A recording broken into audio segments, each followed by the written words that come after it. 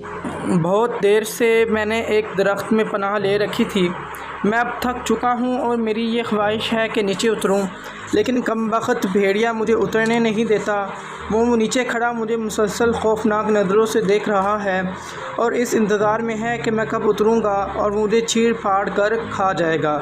جس درخت پر اب میرا مسکن ہے، یہ ایک عجیب سا درخت ہے، بلکہ اگر میں اسے جادو کا درخت کہوں تو بے جا نہ ہوگا۔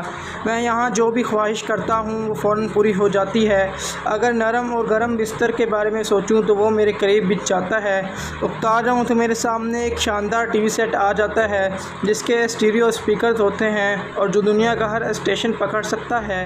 اگر کسی بھی کھانے کے لیے میرا جی چاہے تو وہ فوراً حاضر ہوتا ہے۔ یہاں سب کچھ ہے، ہر طرح کی آسائشیں ہیں، لیکن یہاں جس چیز کی کمی ہے اور جس چیز کے لیے میں تڑپ رہا ہوں وہ ہے آزادی۔ لیکن یہ آزادی مجھ سے قربانی کا تقاضا کرتی ہے، اور قربانی یہ کہ مجھے نیچے اترنا پڑے گا اور بھیڑیے کو ہلاک کرنا ہوگا۔ لیکن مجھ میں اتنی جرأت نہیں، میں بھیڑیے سے خوف زدہ ہوں اور مجھ سے زیادہ طاقتور ہے۔ کبھی کبھی جب میں اس وقت کو یاد کرتا ہوں جب بھیڑیا میرا پیچھا کر رہا تھا تو میرا پسینہ چھوٹ جاتا ہے، ایک سنسنی سی جسم میں پھیل جاتی ہے، دل ڈوبنے لگتا ہے۔ تب میں خدا کا شکر ادا کرتا ہوں کہ اگر یہ درخت میرے سامنے نہ آتا اور مجھے پناہ نہ دیتا تو بھیڑیا کب کا مجھے ہلاک کر چکا ہوتا۔ مایوسی کے اس گھپ اندھیرے میں کبھی کبھار اس بات پر بھی خوش ہو جاتا ہوں کہ درخت کافی اونچا ہے، میں یہاں ہر طرح سے محفوظ ہوں اور بھیڑیا میرا کچھ نہیں بگاڑ سکتا۔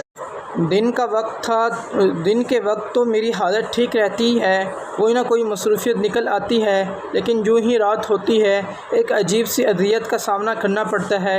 سو جاتا ہوں تو خوفناک خواب مجھے ڈراتے ہیں، ایک قیامت سی مجھ پر گزرتی ہے، تمام جسم تھکا ہوتا ہے اور ایک انگ یوں دکھ رہا ہوتا ہے جیسے کسی نے چابک سے مجھے سخت مارا۔ اکثر میں یہ سوچتا ہوں کہ میں کب تک اس عذاب میں مبتلا رہوں گا، کب تک انتظار کروں گا کہ بھیڑیا بھوک سے مر جائے، لیکن وہ جائے مرنے کے پہلے سے زیادہ طاقتور ہو جاتا ہے۔ ایک صبح جب میری آنکھ کھلتی ہے تو اچانک درخت کے گھنے پتوں سے مجھے کسی اور کی موجودگی کا احساس ہوتا ہے۔ خوف سے ایک تیز سی چیخ میرے منہ سے نکلتی ہے اور مجھے یقین ہو جاتا ہے کہ بھیڑیا بالآخر اپنی کوشش میں کامیاب ہو ہی گیا ہے۔ پھر میری حیرت کی انتہا نہیں رہتی جب مجھے پتہ چلتا ہے کہ وہ میری ہی جیسا ایک شخص ہے، پریشان اور گھبرایا ہوا۔ اس اجمی نے درخت پر ایک اور بھیڑیا کے خوف سے پناہ لے رکھی ہے۔ اس کا بھیڑیا بھی نیچے کھڑا گھرا رہا ہے، درخت پر پنجے گاڑ رہا ہے، لیکن تمام کوششوں کے باوجود اونچے درخت پر چڑھ نہیں پاتا۔